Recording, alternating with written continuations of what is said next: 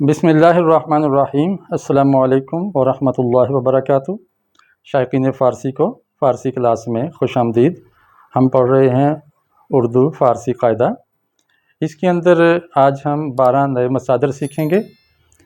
اگرچہ الف سے لے کر یہ تک پہلے تمام مصادر کی تمام تختیاں آ چکی تھیں، لیکن میں نے محسوس کیا کہ کچھ مزید مصادر بھی آ سکتے ہیں۔ فرہنگ فارسی کو کھنگالا اور بہت سے نئے مصادر مل گئے جو کہ رہ گئے تھے، باقی کتابوں میں وہ درج نہیں تھے یا میری نظر سے رہ گئے، تو ان کو میں نے مزید اکٹھا کر کے آپ کے سامنے لکھ دیا ہے، اور آگے مزید بھی آئیں گے۔ ابھی آپ کے سامنے یہ 12 مصادر ہیں جن کے آخر میں یا دال نون آئی ہے۔ یاد رکھیے کہ یہ محنت صرف اس وجہ سے کی جا رہی ہے کہ ہم فعل مضارع بنانے کا کوئی فارمولہ یا چند فارمولے سیکھ لیں، کیونکہ جتنے بھی فعل بنتے ہیں یا وہ ماضی مطلق سے بنتے ہیں یا فعل مضارع سے بنتے ہیں، تو ہم فعل مضارع بنانا سیکھ لیں تو مستقبل، مضارع، امر، نہی، اسم فاعل، یہ ساری جو مشتقات ہیں اس سے بنانا آسان ہو جائیں گے۔ اسی لیے اس پر ہم محنت کر رہے ہیں۔ آج ہم جو سبق سیکھیں گے، ایک تو یہ 12 مصادر ہیں، ان کے معنی، نمبر 2 فعل مستقبل بنانے کا طریقہ، اور نمبر 3 مستقبل مجہول بنانے کا طریقہ، اور مستقبل مجہول کی گردان کیسے کرنی ہے فارسی میں اور اردو میں۔ تو آئیے ہم شروع کرتے ہیں۔ تقیدن کا معنی ہے تھکنا، پریشیدن پریشان ہونا۔ تقیدن سے ہم اردو میں استعمال کرتے ہیں تکان ہو جانا، مجھے بڑی تکان ہو گئی ہے، وہ اسی سے نکلا ہے، یعنی تھکن ہو گئی ہے۔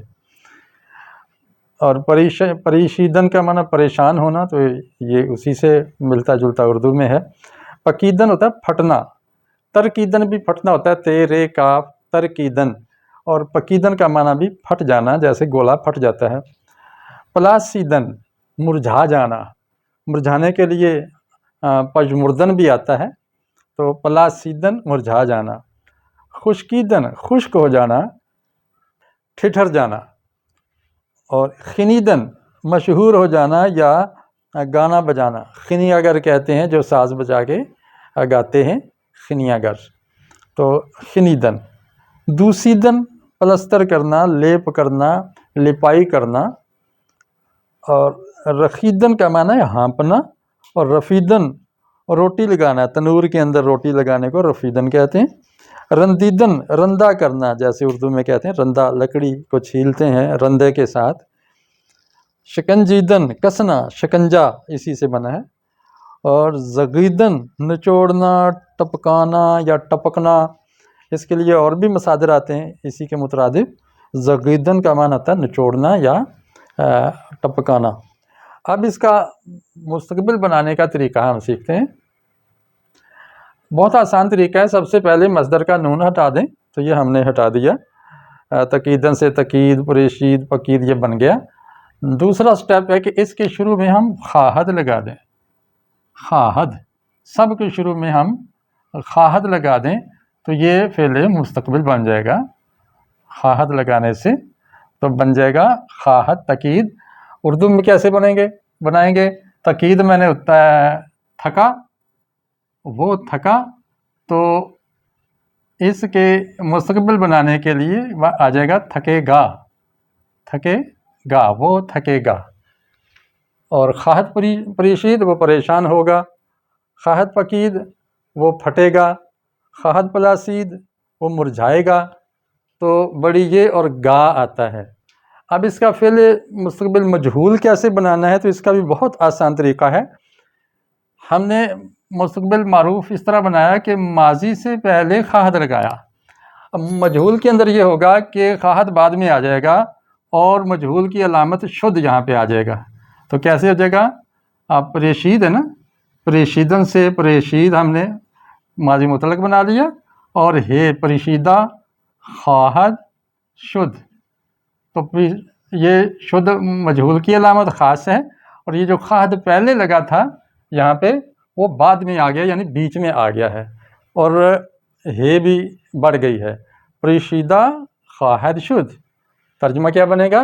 تقیدہ خواہد شد، وہ تھکا دیا جائے گا، وہ تھکا دیا جائے گا، اس کے اندر جانا یا جائے گا یہ آتا ہے، گیا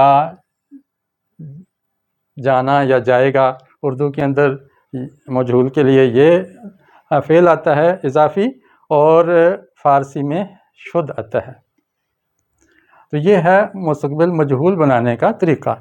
اس کے بعد ہے گردان۔ گردان کیسے کریں گے؟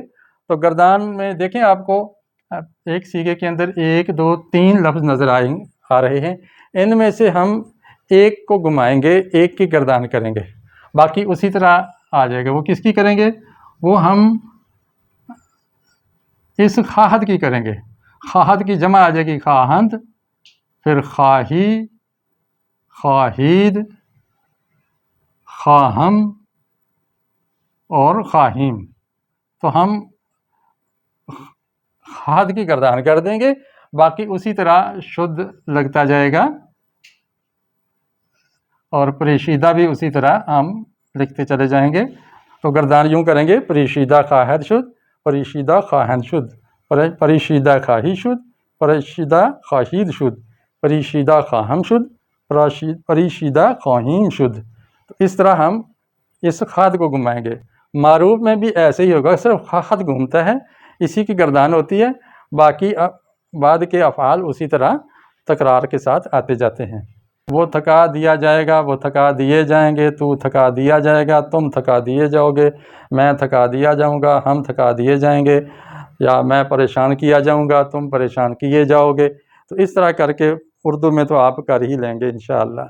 تو یہ تھا آج کا سبق، جس میں ہم نے 12 مصادر سیکھے نئے، اور ان سے مستقبل بنانا سیکھا، پھر ہم نے مستقبل کو مجہول بنانا سیکھا ہے، پھر اس کی گردان بھی سیکھی ہے۔